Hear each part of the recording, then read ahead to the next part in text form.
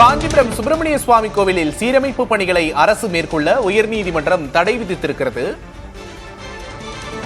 தற்போதைய அண்மை செய்தியை பார்க்கிறோம்.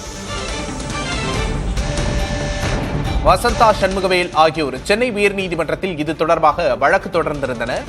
கோவில் மண்டபம் வாஸ்துப்படி இல்லை என கூறுவது மனசாட்சிக்கு புறம்பானது என்று உயர்நீதிமன்றம் தெரிவித்துள்ளது. வழக்கு விசாரணையை பிப்ரவரி மாதத்திற்கு ஒத்திவைத்து நீதிபதி உத்தரவு பிறப்பித்திருக்கிறார்.